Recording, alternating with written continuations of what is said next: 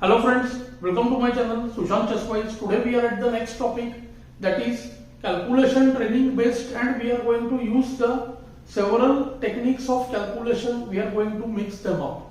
So mixing of different techniques of calculation is what is our lesson is all about. So the four techniques which we have discussed involves two questions: what is the weakness, who is the defender, finding the candidate moves, and using the technique of altering the move order. And last lesson we learned the technique of seeing relationship between the pieces. In this position we see all of them getting used. It's white to play. At first only we can see the weakness is the king's position. The king is not safe, that is one, and the specific square, the c6 pawn is weak, or the square c6 is weak, because if rook goes to c6 the king will be compulsorily driven out. So what white realizes that the bishop on e6 is the defender. If we see the two questions, what is the weakness? c6 weakness. Who is the defender? The bishop blocks that. And who is the defender of bishop? The pawn on f7. So these questions itself give us two candidate moves. See, one g6, second rook takes c6, and maybe the move h8, driving the queen away from this relation. Because when g pawn and the rook moves, the queen on h4 is hanging.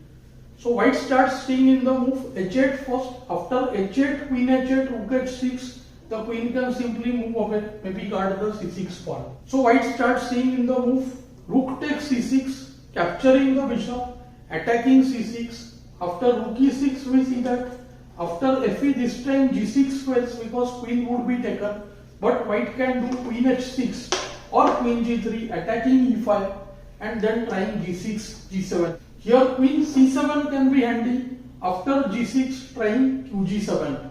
White looks better, but he may not be winning. Secondly, the move queen h6, idea g6, g7 also looks very promising for white. In chess, there is a very famous saying that when you find a good move, look for better one.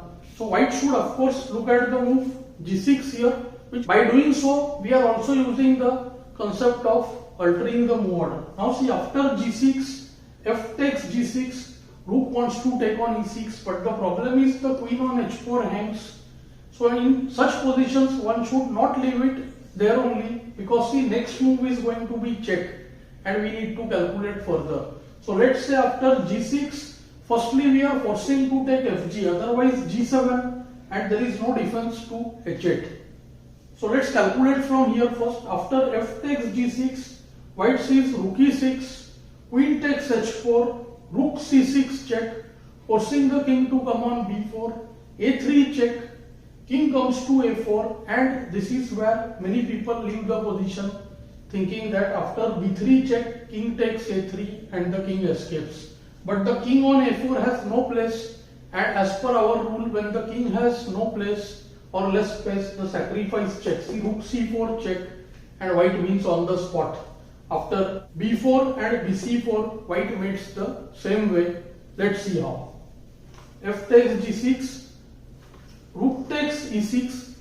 Now if queen moves away, simply the c6 pawn would be taken. So queen h4 almost forced, rook c6 check, kb4, a3 check, king a4, rook c4 check. This finishes off the game.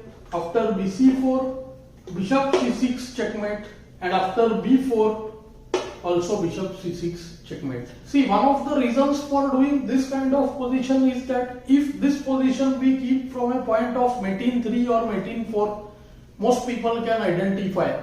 They just go through the 4 series of moves. But when a master looks at a position, he identifies such a thing way before, and maybe he is not looking for a mate in 3 or 4. He tries to use the relationship between the pieces and weaknesses. That was the main objective of this lesson: how to look for a combination and how to mix the various techniques of calculation. I hope you must have enjoyed the lesson and got something new from it. Do let me know in the comments below. Thanks for your time.